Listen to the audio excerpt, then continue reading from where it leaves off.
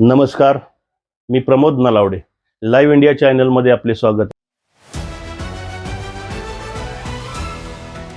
National testing agency 3 मे 2026 रोजी झालेली नीट UG परीक्षा रद्द करण्याचा मोठा निर्णय आज जाहीर केला आहे.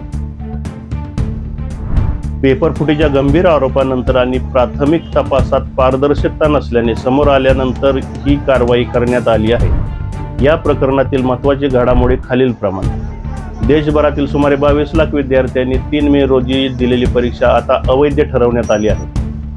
केंद्र सरकारने या संपूर्ण प्रकरणाची चौकशी सीबीआयकडे सोपवण्यात आली आहे. या पेपर फुटीमुळे धागेदोरे महाराष्ट्रातील नाशिक जिल्ह्यापर्यंत पोहोचले आहेत. नाशिकमधून एका व्यक्तीला ताब्यात घेण्यात आले असून राजस्थान पोलीस आणि इतर यंत्रणा यावर अधिक तपास करत आहेत.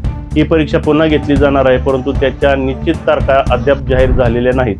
संबंधित विभाग लवकरच नवीन वेळापत्रक प्रसिद्ध करणार आहे. असेच नवनवीन माहितीपर व्हिडिओ आम्ही घेऊन येत असतो. आमचे व्हिडिओ जर तुम्हाला आवडत असतील तर लाईक, शेअर आणि सबस्क्राईब करा. बेल आयकॉनला दाबायला विसरू नका. धन्यवाद.